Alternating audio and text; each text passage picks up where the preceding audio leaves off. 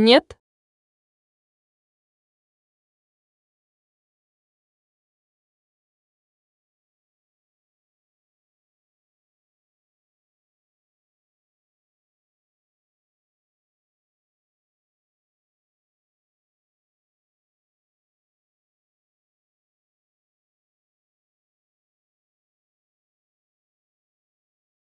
Кто хочет пиар, пишите в чат. Кто хочет пиар, пишите в чат. Кто хочет пиар, пишите в чат.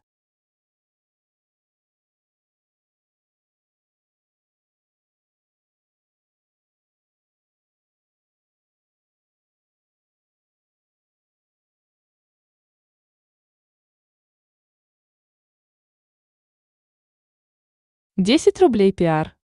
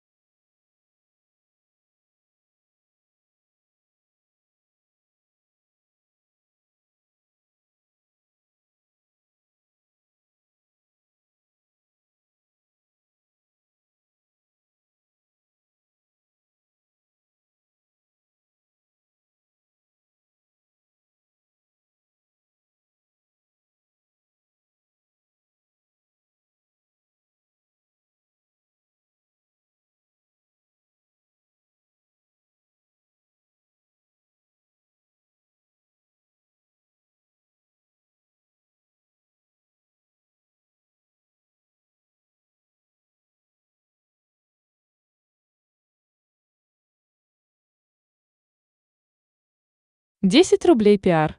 20 руб скрин. 50 рублей в друзья навсегда. 100 руб играть со мной вместе очень долго. 500 рублей друзья везде.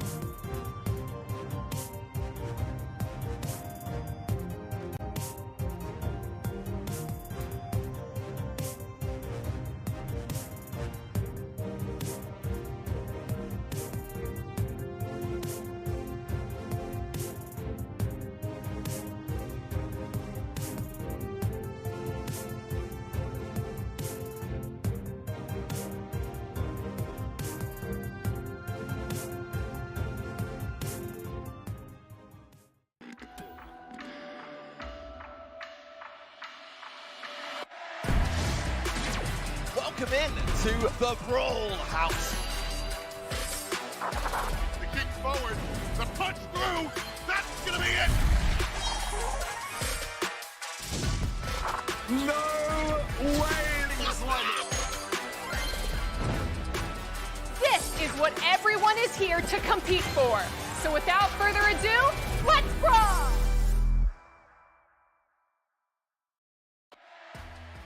Good afternoon, good morning, and good evening, wherever you are in the world. Welcome back to the Brawl Stars Championship, where we are kicking off another month. This time round, we are in the SCSA and the ANZ region. I am Ark, joined today by my fellow Brit. He likes to talk crap. Great to have you here, man. Are you ready for the best of SCSA and ANZ? I'm always ready for some SCSA, I will say. First time actually casting this region, so maybe we'll stumble on a few of the player names, but I'm really glad to be here. Glad to see some awesome teams and a great bracket today. Good to hear it. Well, I mean, you like to talk, which is a great thing because we've got a lot to talk about. But first, let's wind things back just a little bit to the very beginning. How did the teams and players get to this stage today? They had to, of course, go through the in-game challenge, getting those 15 wins without conceding those 3 losses. No second chances, it must be said as well. That leads them in to our monthly qualifier, where we have a double elimination bracket. The upper bracket teams that had no losses whatsoever instantly qualify. The lower bracket teams, the elimination bracket, have to go through again without a lifeline, which they've already used up to get through to the monthly finals. That is where we kick things off today. Trap, maybe in a minute you can just talk us through a little bit about the format for anyone that might be new at home.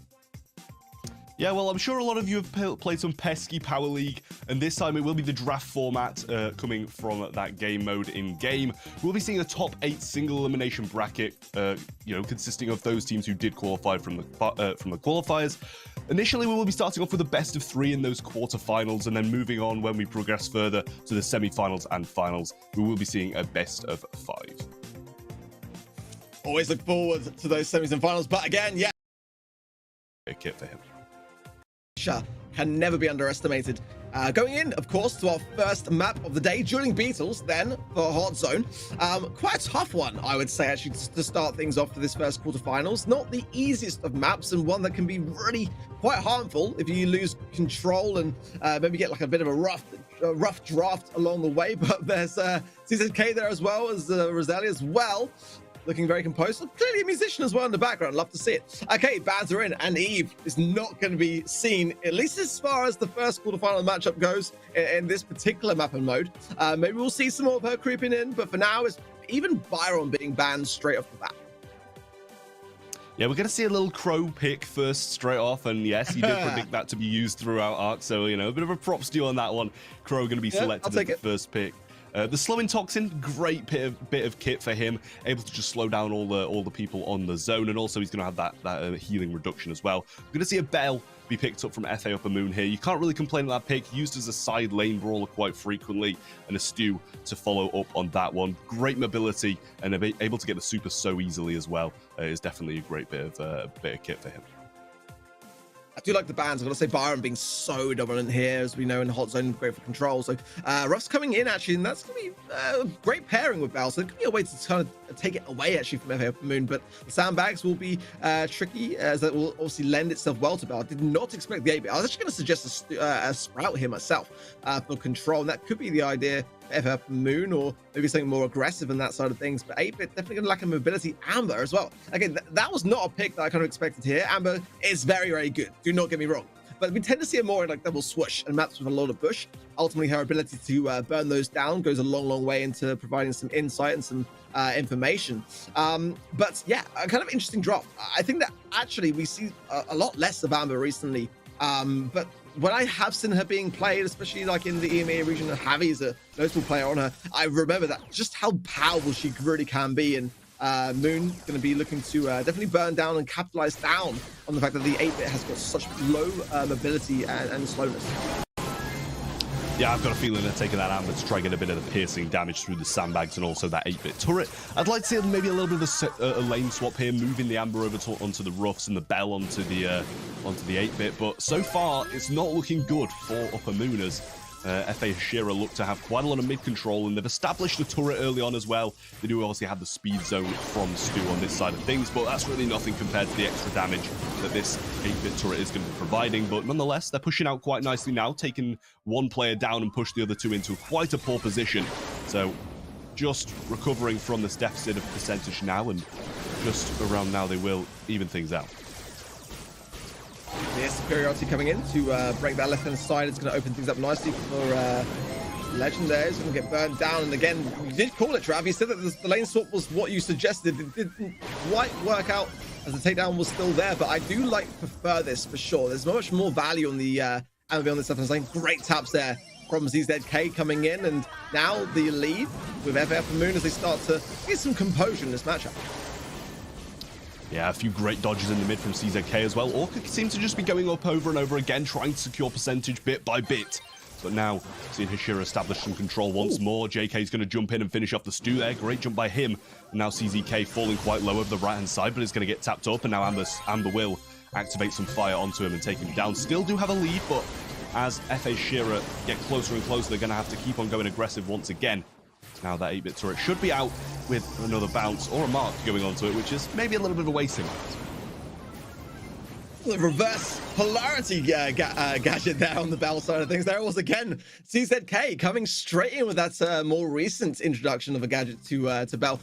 Quite unusual actually, because I kind of used it and thought, this can definitely use a buff, but showing us how it's done, getting the connections, and yeah, great start for them so far. Comp seems to be working out well for them, and I do prefer it myself. I feel like maybe on the rough side as well, maybe superiority not going to necessarily actually help out too much on the side of FAS Shira, but still early days and a chance to recollect themselves and kind of address some of their previous mistakes. But so far, FAF and Moon looking pretty good for the most part after they decided to get warmed up.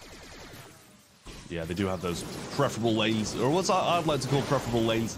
Orca trying to go aggressive once more. JK's going to fall down, and now full control in the hands of FA for Moon. A little bit of fire raining down from Teng Hoong on the left-hand side too. Does get traded out by Legend X, though. Couldn't quite stay alive, but a good mark from CZK, and they do take the lead now.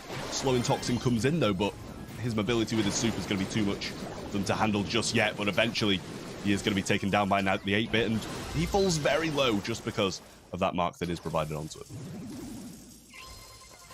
Well, has got the ability going on now, and another speed zone going down from Orca as well, just to be able to counter that. Nice burn from left-hand side as well. The Ruff's mainly being used in the offensive, actually. That supply drop obviously not going to be able to soup up anyone on the side of Hashira. Nice takedown from ZZK, and another follow-up onto Roselle there. Oh, there's the reverse polarity again, just utilizing that gadget so well. It's great to see again. Well, there hasn't really been seen that much on the Bell side, at least not in the games that I've been spectating. So I really like to see the way he's utilizing that and getting some great value. Yeah, I mean, Upper Moon have kind of just established control and kept it for a good amount of time now, and that's showing in the percentage too. JK's going to jump forward, but might be a little bit of an overextension here towards the rear side, as now they do get cleaned up, and FA Upper Moon going to be taking this first set, if they can set up on for another 2%, that is, and it looks like Orca might be doing it now, but they're just going to stay off the hot zone for a little while longer. Does get the super in eventually and secure the first set. A little bit shaky in the first game, but the second game definitely a lot more convincing. Yeah, for sure. Absolutely. I like the way that they had the game in the bag. Just give it a little bit of time, a few seconds here and there, just before they decide to cap it, but nothing that's extended on for too long as a period of time. But very convincing. Again, I wasn't too convinced, going back to our predictions at the beginning, that maybe this is actually going to be something which Hashira could manage, actually, but I think the comp for me just wasn't quite there. I like the Ruff's pick. Actually, we see that a lot. It's translated across many other regions as well, being a very dominant brawler, but it does obviously like a lot of range, and when that Amber pick came out, that's again a really smart thing to go up against this, and as you rightly put it, swapping lanes was a great way to give the edge, and it did seem to work out much better for FA when they did do that change. So definitely goes to show that a bit of communication and lane swapping along the way can really make a big difference. Yeah, I was going to say, I'm not really too sure about, I believe it was a last pick on 8-bit. Doesn't really seem like the best brawler on this map. Obviously, once you get the super, it's going to be quite good, but it's just really, really difficult to actually establish control and stay in the mid when you're so slow and so easy to get hit. Feeding a lot of supers throughout the entire game as well. So a little bit worrying that was a brawler that kind of gravitated towards, possibly something that we see in SESA quite a lot. But I just don't think it really worked pairing into the comp that the opponents had. And maybe that was kind of the downfall of them. Obviously, as you did mention, the roughs, but that's kind of universally played and definitely proven on this map. Yeah, I feel like obviously if you picked Sprout there, which is what I kind of thought they might try and do, it's not the ideal position. You ideally want to be the last team to pick if you're going to go with Sprout on Dueling Beetles, because ultimately it does open up the doors to a decent counter. Then as a Sprout, you can be quite vulnerable at times. So I understand why they maybe didn't want to go with that, but I think that at that point you kind of had to take the risk a little bit. The 8-bit, though, as you rightly put it, didn't work out for me either. So definitely hoping this next draft for them will be a little bit better. And it is a much more OG map, it's fair to say. You know, Hard Rock Mine takes us way back into the good old days of beta. So they should have a pretty decent firm grasp on the things that they're going to be looking for here. I mean, for me, straight off the bat, as you know, Trav, I'm a Rico bias right here. I love to see it. Rosa as well, we haven't seen as much of, but still a very, very dominant threat when it comes to the amount of push that is on this particular map, especially now when you consider the gears are in competitive. Having the speed gear goes a long, long way here, and I thoroughly expect we're going to be seeing a ton of that across the board. Yeah, I mean, something that I want to mention is that Lola we've been seeing coming through the mid quite a lot. Especially in the MEA, it's been quite a prominent brawler through the mid on this map. Pam as well, but as you say, Rico's a great lane, and I like roughs on this map as well. If a team does want to bring it back after quite a heavy loss with it in the previous one, but I mean, it is just a great brawler to take when you can power up your teammates and play for the long game, which you want to be doing with Gem Grab realistically. It is a great brawler to have alongside you. But then again, you know, focusing through the mid, there's always a possibility of those long range brawlers, the Bell, the Piper. But I would love to see an Eve, but I'm just not sure if we will, just because of the bans. This thing is, the nerf was only just a couple of days ago, so okay, I like it. I like it. There is no water, of course, in Hard Rock Mines, so Eve will not get any value from that particular ability, but however, has a lot of pushback potential. Fang coming out straight away from the side of FA Upper Moon. I do like that brawler pick here. I think it can work out quite well. Definitely, it's fair to say that a lot of less bunching up of brawlers to really be able to get the most value from the super, but I do love that Pam pick. I think it's going to be a great mid or lane, actually, depending upon how FA sure wants to play this. Upper Moon, going to be taking the 8-bit this time, pairing along with a Rosa as well. So you did mention Rosa. I'm not really sure how it would fare in this meta, and especially when you're against a Gale and a Stu who do want to keep that range and keep you at a range as well. Pan through the mid, I will say probably a good countermeasure to the Fang as well. So it's a great pick as just a really, really solid mid, and also a counter to one of the lane brawlers that's going to be trying to aggress and take the gems off her. Scrap Sucker, always going to be the way to go with that. Yeah, no, still no Eve though. Big sad, but I can kind of relate to this comp. I'm not too sold in the 8-bit myself though. Again, gotta be honest, but given the lack of range that was already there, given the Fang pick and the Rosa pick, I guess that FF were looking to really double down on some of that. But the Gale pick came out, and that's a strong hard counter from Legend X, and already a bit of a collision of brawlers there, and a nice roundhouse kick, and Orca going in again, continuing the assault, but didn't quite connect, and JK will punish that quite severely. Looks like they're trying to establish some mid control now. They do have the Pam turret up, but it is opposed by an 8-bit turret on the other side. Let's have it once again though, and both players, if their turrets do go down, which CZK and both JK's in a very strong position to actually stay up, but they've got to look to try and avoid Orca's super, which he now does manage to guarantee himself. 5-4, so not a huge difference in terms of gems, and still very much up for grabs, but I do have a feeling that FA Upper Moon here do have a lot more turnaround potential. You missed the max. You know, it was a great ban to take. I can kind of see why they valued it so highly there. Also going in again with a nice stun roundhouse kick, but the follow-up from Roselli is good. There's an X on the left-hand side, has now super, but low HP. Damage gear, though, coming into play, keeps him a threat here. As there's a takedown as well on Tenghung. Back. Orca looking to... Oh, he does get a super off the back of that shot. Just the one was needed. He's trying to time it in. Goes straight for JK. Never roundhouse kick. Beautiful gems in the pocket, but not enough as again. Roselli's been absolutely on point this whole time with a clear up and still going strong. But it's CZK who comes out there with the cheat cartridge gadgets, and the countdown remains. Yeah, that's what I mean about Fang. You've always got to be on edge about him coming towards you. Pan turret thrown up, and it's going to be damage as well. 800 coming through per second, but it goes down quickly. Legend X and JK are going to fall, and it's going to be match point coming up next for FA Upper Moon. Quickly as that, not looking as close as last month. As again, if you're just joining, this is a grudge match effectively from last month. It was a 2-1 last month, but there's still plenty of time. Shira could get the turnaround. There's nothing to prevent the comp that they're running working out. I think it's just going to be a bit cautious in how they play it, and ultimately FF Moon have got the aggression so far, which has been paying off, and with some clutch plays. But to be fair, you know, I wasn't too convinced in the early stages. Let's see how they perform this. It's always that moment of you've always got to have Pan Super or a gadget ready for the Fang, and if he catches you off guard once, then it's going to be a major issue for your team. And clear to see that it was in the previous one, as JK dealt with him a couple of times, but that one time he got caught off guard and hit with a roundhouse kick. It's going to be his demise. But a lot of gems laying in mid now. Raziel trying to aggress a bit more and take down a turret or a couple of these brawlers, but Legend X going to clean up the left-hand side quite quickly, and Raziel does pick up a gem. Not the hands to have it in preferably, but nonetheless, they're aggressing quite nicely. CZK is going to go down, and a good twister to keep Teng Hoong at a good amount of distance from Legend X. Honestly, as you mentioned, Raziel being the gem carrier, not the ideal one of that. Orca was also the one who would then follow Super to pick up the fortress. We got some very unusual gem carriers that you wouldn't expect to see. There's a nice breakthrough gadget there, will open things up, and also, most importantly, breaking up the bush there. Very important to see the break through of any particular brawlers that are lurking, but that is bringing the gems over on a plate. Not the greatest plays there from Orca, as now the countdown's in favor of FA Shira, and I don't necessarily see how FA Moon can push this in time. It had to be done at some point, just not right then with no support from his team, but now coming in, Teng Hoong almost taking down Raziel on that offensive side, but does manage to secure it nonetheless. FA Shira get their first game on the board, and it was quite a convincing one, I will say. A little bit of a provide of gems from Orca to them, but I know, as I said, it had to be done at some point, so there was going to be a better time, but with 4 gems over a Fang's head, it's always going to be a really hard comeback. Yeah, we called it, didn't we? Like, we knew that one of those gem carriers was not going to be ideal. 2 brawlers that are meant to go on the aggressive. It just makes absolute sense that, you know, you don't want to be carrying those gems. So, bit of a slip up there from both sides, but it was FF Moon who paid the price.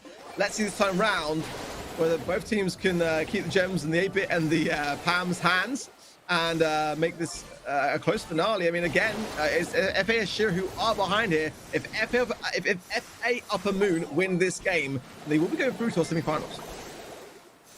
Super's widely available from them now, though, and Stu is going to go down, but once again, in the hands of the Fang. This time, though, 6-0, so I've got a lot more time to kind of wait it out, pick up gems from mid, and have a little bit of patience on this one rather than going aggressive once again. But Legend X with some phenomenal positioning down this left-hand side, now pushed Rosenirov all the way back to spawn. Managed to pick up his super as well, so Stunning Blow can come along with it. Does get the Stunning Blow off, and no trade there from Teng Hoong as Legend X remains in this position. Raziel aggressing now, but 2 gems in his hand.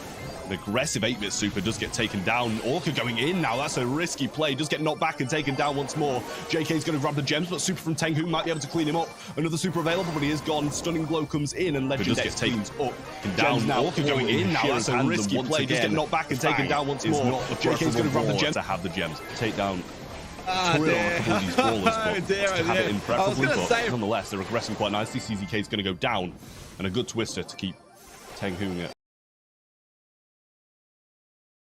how FA Moon can push this in time. It had to be done at some point, just on that offense, and it was quite a convincing one, I will say. A little bit of a provide of gems from Orca to them, but I know, as I said, it had to be done at some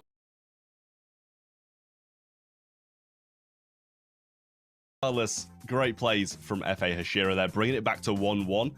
We are going to be moving on to Bell's Rock, which is a map that is a little bit worrying for one of these teams, as you know, knockout can be quite a poor game mode for those teams who don't have the best synergy, as, you know, 1 life is all you have, and losing it will be resulting in a loss.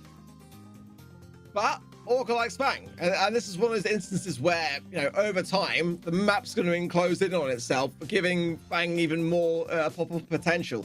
Let's see whether that's something that's on the minds of Ashira going into our draft in a moment, to see whether they're able to preempt that and get that banned away. I suggest they do, because, you know, yeah, we saw Orca on Fang, not greatest of gem carriers, and not really necessarily valuing the purpose of that particular brawler. And that's I can see what he was trying to do. It was trying to bring the gems away from the mid, as you rightly put it, to keep them away from your opposition's pocket, which I totally get. And looking at the positionings of the opposition at that moment in time, it did make sense. But when you're then with those gems, you've also got to be a bit more reserved and kind of go back away from the brawler's nature and how you want to play it. You've got to kind of think yourselves, right now, I'm a very vulnerable brawler who's got great aggression, but not the greatest when it comes to carrying gems and maintaining them. So, but Knockout again could be the opportunity for them to you know, have that brawler really come into its own. I also got to say, other brawlers that spring to mind instantly here. I mean, Byron, Sprout can have such phenomenal control, and also that little pocket there in the middle of the map is a great way of locking someone in to just ensure a takedown, which again, just one kill in Knockout is really all it takes to give your team the edge. Yeah, I feel like this map usually does have quite a good balance of throwers, long-range brawlers, and tanks. We are going to see a double Fang ban, which CCK does not seem too happy about looking at his face cam there. Either very tired or just very unhappy about that Fang ban. Definitely didn't seem too happy about that one. But Tick is going to be the first pick from FA Upper Moon here. Great brawler to have in your locker, just because of the amount of range that pairs with his ability to throw over walls as well. And on the other side of things, Rosail actually looks quite happy, or he did. I love the reaction. I still can't get over it. CZK absolutely fuming at this strategy here. Clearly something that was on his mind going in, and yeah, that could be game plan over. Let's see how they recover from it. Either way, I mean, again, Tick great for control. But Gene, great healing qualities, again, from the magic paths, which we tend to see. Also, Vengeful Spirits does come into play quite a lot on the gadget side, which is something that we didn't see last year. But that pick scares me. It scares me. Byron is a solid pick, and that could be another reason why CZK was feeling a little bit down in the dumps, because ultimately having that first pick here with such a big brawler like Fang being banned does open up the doors to two big heavy hitters coming their way. So the counters have really got to be on point here. Yeah, I was going to say maybe it'd be a good time to pair, you know, something that does counter both of those as well. But you've also got to be on the defensive about that final pick, because if they do take another thrower and try to prevent these brawlers from getting actual connecting shots, then Immortus is very much up for grabs from FA Hashira here. Final pick is going to be a Bell. Obviously, Brock being the one before that. So they have chosen to go for a little bit of a throw with a couple of ranged brawlers paired along with it. Double heal so far from FA Hashira, still have their final pick though. And you've got to think of something now that does counter both throwers and long-range brawlers. So it wouldn't surprise me if maybe they did choose to go with something a little bit more tanky, or even Eve, which I absolutely love to see. But yeah, I was going to say tanky because of that double healing qualities that it had. They'd be able to keep him nice and topped up in HP when he goes in the aggressive. But Eve, I'm even more happy to see. Eve gets a debut in the BSC. Her hatchlings are coming out to play. Love to see it. I was kind of considering maybe a Crow or something with a bit more range, as we see it as a common pick, or maybe that Sprout is that final pick to they really have that control, which I don't know. I mean, with the Brock on the other side of things, the wall break, yeah, I can understand why that might not necessarily be on their minds, but I do worry. I've got to say, Trev, I do worry. This is, for me, a winning comp that Hashira have gone with in this draft, and it could be after what was a fantastic start for FF Moon, their downfall here. Let's see if they can make this work. It's not a bad comp by any means. There's a lot of healing qualities on the side of Ashira, but that is one brawler down that won't be providing any more heals. The Jin going down, making it a 3 vs 2 is a great start for FF Moon. Well, they might be causing their own demise here with a few bell bounces coming in. Hashira do fall, and FA Upper Moon take the first round there. And as you said, I do quite like Hashira's comp, but the Tick is just proving so nasty against them. And a few Brock shots from Orca then did get that Gene quite low. Do have that Eve versus Bell matchup on the right-hand side, and yet again, Taking is going to be using reverse polarity, so no nest eggs coming in, which I feel is usually quite a useful thing in Knockout. But once again, we are seeing them fall one after another on the side of Hashira, and continuous. We're going to see the Rocket Laces jumping up, and the first game goes to FA Upper Moon not quite, extremely convincingly.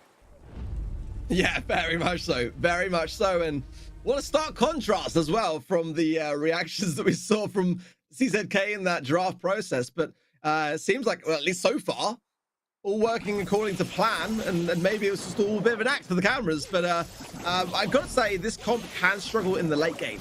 So at the moment, FF Moon really doubling down the earliest of outsets to try and make it that early advantage and get the most out of Tick. Again, Brothers going to struggle all nice there with the mines, doubling down the gadget side and steering away then from Last Hurrah, which is a bit of a trend now we're seeing with Tick, going with the Mine Mania instead.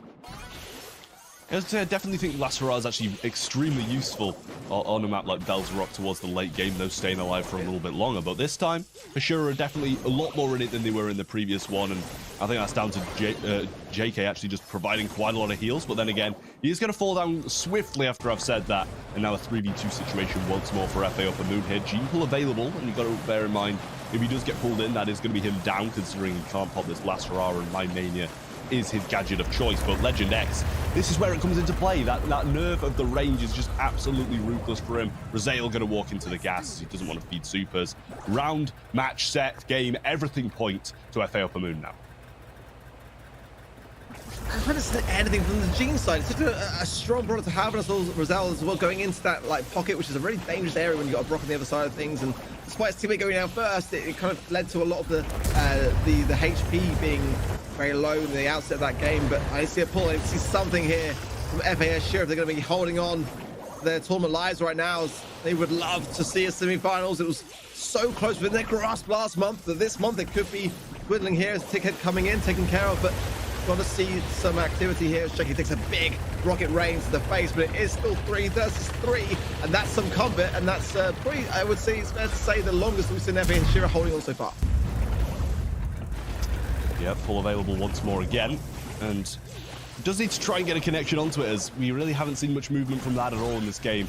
Mark is onto Legend X, though, and once again an aggressive jump down the mid should be his demise. JK now the only one left between FA Upper Moon in the semi-finals. Splash available, does use it on himself, but Orca's going to jump in, finish him off, and guarantee themselves the place in the semi-finals. Nicely done. Congratulations all round then for FA Upper Moon. Some signs of relief potentially from CZK. I think it's like a bit of a head nod to say, how do we get away with that? How do we get away with that without Fang being banned? I don't know, but they made it look very comfortable. I've got to say, I feel like in that draft process, and as well with the comp, I definitely still think Ashira had a great comp. I don't think there was anything wrong with that, but I think a lot of that control from the Tick side of things really worked out quite harmoniously well together with the synergies of FF Moon, and gotta go there and say it, that they already deserved the victory, for me today at least.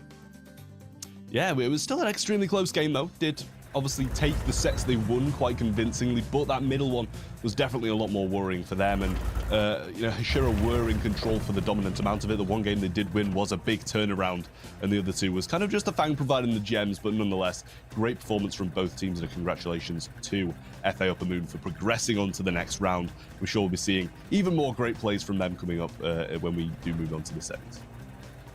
Yeah, they're looking good. Can't deny it, they are looking very, very good. Well, next up, we have got Extra Toxic Boys up against Raconic Esports SCSA. So another great matchup. Again, this region is the gift that always keeps on giving. Extra Toxic Boys making their debut then for 2022. A couple of the players, of course, had some good spells last year, but Raconic Esports, for me, I think going back to our predictions, it was the one that we both went for, wasn't it? So, you know, again, you know, looking at the performance last month, going up against a team that, you know, just making the debut today, I think it's fair to say we kind of went with our predictions in what would seem like the most logical way forwards, because Raconic Esports were very, very good last month.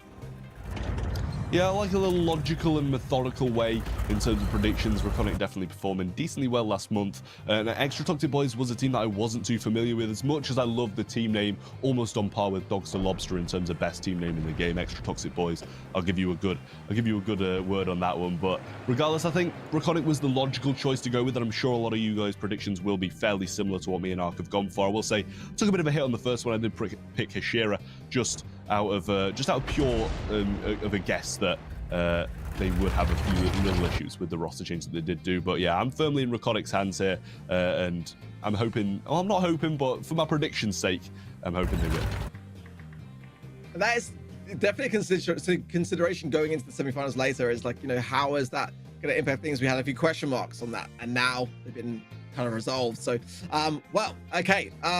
Again, I'm expecting a good draft. We see this region playing out more often than not with some very, very good ideas. And as I mentioned earlier in the intros, you know, I do find the meta is starting to consolidate itself a little bit when it comes to draft, because, you know, certain brawlers just counter other brawlers better. It's just simple as that, you know. And we are seeing some similarities coming through here. I did like a lot of the drafts that we've already seen today, so I kind of expect the same thing once more. But you know, again, you know, these two teams with extra toxic boys coming into play, do you see them as a potential underdog here? Although we didn't go for it in our predictions, you know, what are your kind of thoughts? Do you think that they might be able to cause an upset here? I mean, I think upsets are always on the cards in Brawl Stars. That's the thing. All it takes is just get a good draft, play well, play reasonably, and then you'll be able to take the win. It's just all in that draft period. If you are the underdog team, it's got to be perfect, and if not, then you are expected to take the loss, especially against Raconic. As the extra toxic boys, you need to get it perfect in the draft stage and outdraft them. Get a few counters on the board before you even load into the game, and that puts you in a good position to win and follow on and win the entire match. So Raconic, they went out last month in the quarterfinal stages of March to FA Sky. It was a 2-1. Sky went forwards to play FA Moon, but did get swept 3-0. So didn't have the greatest of followings on from that. But Raconic, yeah, did have great promise. And of course, extra toxic boys will be looking to make their mark today on this month. Shooting Star will be up first for Bounty in the draft soon coming into play. I've got to say, I love a nanny ban here straight away. Fang, I've seen played a lot actually in Shooting Star, but I'm not too convinced. It can work out well for players that really know how to harness it. Definitely got to be said. Eve being banned, I think I do like actually. I've seen it a lot in other leagues like Team Casso and other such ideas, and it does have a little bit of a place in Shooting Star. Not thoroughly convinced on it, but I can see the thought process. I do love Piper as a first pick. That's my go-to, Trev. Yeah, I know it is, Ark. Don't worry, I know. I do like the Eve ban. Clearly, maybe they are forgetting about the range a little bit. They are choosing to go for a little bit more of an aggressive route by the looks of things, especially with this first max pick. Extra toxic boys, this is the kind of risks they do need to take against a team like Raconic, who did go out in the quarters, as you did mention, but still with a good performance throughout. They are going to pair it with a G, which is obviously a very good pairing between those two brawlers, but whether or not it's going to be able to rival the longer range approach that Raconic are clearly going for with their initial pick.